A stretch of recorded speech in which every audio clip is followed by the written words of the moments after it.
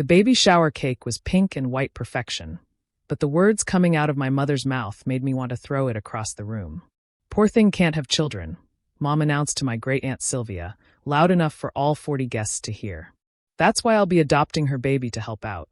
I stood there, 8 months pregnant, my belly so swollen I couldn't see my feet, wondering if I'd heard correctly.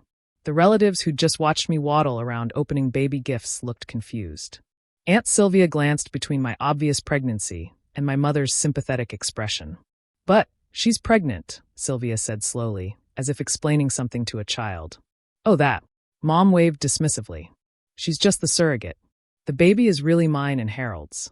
We're using her to carry it since she can't have her own." My hands went protectively to my belly where my daughter, was doing her usual evening gymnastics. "Mom, what are you talking about?" "Don't confuse things, sweetie." She patted my arm condescendingly. "We discussed this. After your condition was diagnosed, we agreed I'd raise the baby as my own." "What condition?" I demanded. "I'm perfectly healthy. This is MY baby with MY husband." Mom's laugh tinkled like broken glass. "Oh dear, the hormones are making her confused again. This happens sometimes with surrogates, they get attached." That's when Linda Chin stood up from the corner where she'd been quietly observing. I'd invited her at my doctor's recommendation, telling my mother she was a family friend. In reality, she was a social worker from the hospital where I'd be delivering. "Mrs. Patterson," Linda's voice cut through the murmurs of confused relatives. "I think we need to have a conversation about the file I've been building. The one documenting your attempts to claim someone else's baby through fraudulent means." The room went silent. "Who are you?" Mom's voice went shrill. "This is a private family event. I'm Linda Chun, social worker with St. Mary's Hospital Maternity Ward. I've been documenting your behavior for the past 4 months, ever since Stephanie's OBGYN reported concerning interactions." My mother's face cycled through emotions, shock, rage, then attempted innocence. "I don't know what you mean. I'm just trying to help my infertile daughter." "The daughter who is currently 8 months pregnant with her own biological child?" Linda pulled out her phone. "The one whose medical records show no fertility issues whatsoever? The one who conceived naturally with her husband of 3 years?" "Mom," I said, my voice shaking. "Tell them the truth. Tell them I'm not infertile. Tell them this is my baby." She looked at me with those cold eyes I'd seen so many times when she didn't get her way. "Stephanie, honey, you know the stress of admitting your condition publicly must be hard." "There is no condition," I shouted. My husband Marcus rushed to my side from across the room. "Steph, what's happening?" he asked, arm around me protectively. "She's telling everyone I'm infertile and she's adopting our baby," I said, tears streaming down my face. "What?" Marcus turned to my mother. "Have you lost your mind?" Linda stepped forward, her professional demeanor unshakable. "Mr. and Mrs. Patterson, I have documentation of multiple incidents. You've called the hospital claiming to be Stephanie's medical proxy. You've attempted to change her birth plan to exclude her husband. You've told nurses you'll be taking the baby home. You even tried to file paperwork listing yourselves as the intended adoptive parents. That's ridiculous." My stepfather Harold finally spoke, but his voice wavered. "Is it?" Linda turned to the room full of relatives. "Has Mrs. Patterson told any of you about buying a full nursery for her home? About telling her neighbors she's expecting? About the adoption lawyer she consulted without her daughter's knowledge?" Gasps echoed through the room. My cousin Amy pulled out her phone. "Oh my God, Aunt Janet, your Facebook. You've been posting about your baby for months. I thought you meant like grandmother posts, but these are." She turned the phone toward me.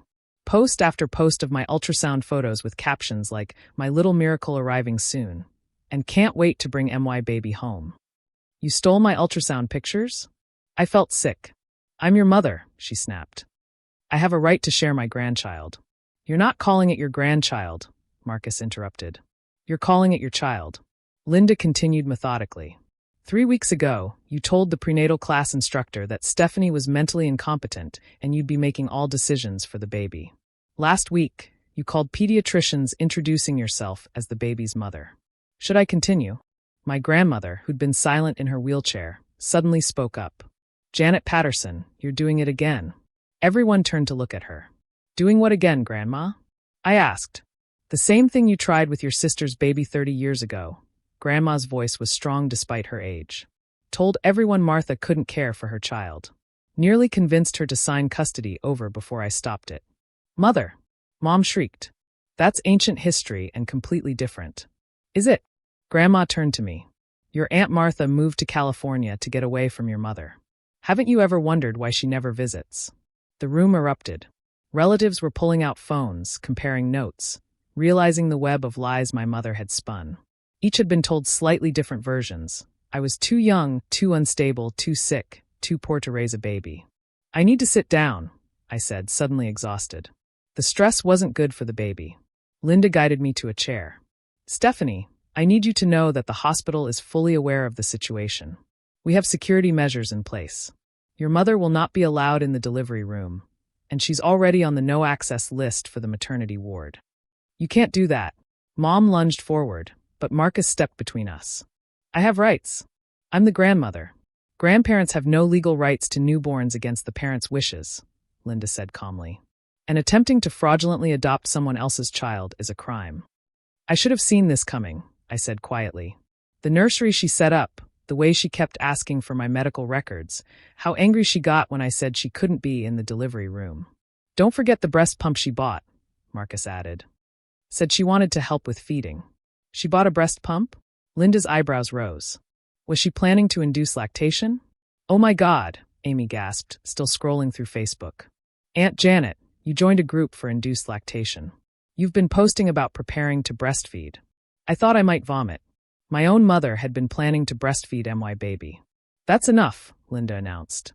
Mrs. Patterson, Mr. Patterson, you need to leave. Now, this is my daughter's house. And I want you out, I said firmly. Get out and don't come back. You'll regret this, Mom hissed. When you can't handle a baby, when you realize you need help. I have help, I interrupted. I have Marcus. I have his family. I have friends. What I don't have is a mother who respects me as an adult and a parent. Harold finally found his spine. Janet, we're leaving. He took her arm. This isn't over, she screamed as he pulled her toward the door. That's my baby. I've already told everyone. The nursery is ready. I've taken time off work. Ma'am, Linda said quietly, every threat you make is being documented for the restraining order. After they left, the baby shower turned into something else. A protective circle of family finally understanding what I'd been dealing with. Grandma held my hand while relatives apologized for believing my mother's lies. I knew something was off, Aunt Sylvia said. The way she talked about your pregnancy, like you weren't even there. Linda stayed until everyone left, then sat with Marcus and me to discuss next steps. I recommend a formal restraining order, she said. We have enough documentation for a strong case. The hospital will support it fully. She's really been planning to steal our baby? Marcus still looked stunned. It's more common than you'd think, Linda sighed. Usually with young mothers or those without support systems. Your mother saw an opportunity to relive motherhood and convinced herself she deserved your baby more than you did. 3 days later, we were granted an emergency restraining order. Mom was banned from the hospital, our home, and any contact with us. She violated it within 24 hours, showing up at my OB appointment claiming to be me. The receptionist, already alerted to the situation, called security while keeping Mom talking. Oh, Mrs. Mitchell? But I have here that Stephanie Mitchell already checked in. Could you explain? There's been a mistake, Mom said smoothly. I'm Stephanie Mitchell. That other woman is confused. When the police arrived, she was carrying a folder with forged power of attorney documents and adoption papers with my signature clearly faked. That was enough for criminal charges. Attempted identity theft, forgery, and conspiracy to commit fraud. The detective who interviewed me said she'd likely plea bargain for probation, but the criminal record would follow her forever. My daughter was born 2 weeks later in a peaceful delivery room with just Marcus and his mother present. The hospital security was incredible. They had Mom's photo at every entrance and extra guards on the maternity floor.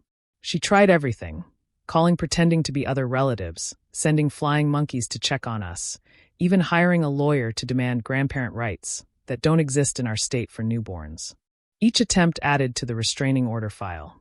The judge extended it for 5 years. The hardest part wasn't the legal battles or the security measures. It was grieving the mother I never had, the one who should have been excited to be a grandmother, not plotting to steal her grandchild. But as I held my daughter, surrounded by people who actually loved and supported us, I realized something. I was breaking the cycle. My daughter would never doubt my love, never question her place in the family, Never wonder if she was safe with her own mother. My Aunt Martha called from California after hearing about everything. "I'm proud of you," she said. "I didn't have the strength to fight her. I just ran.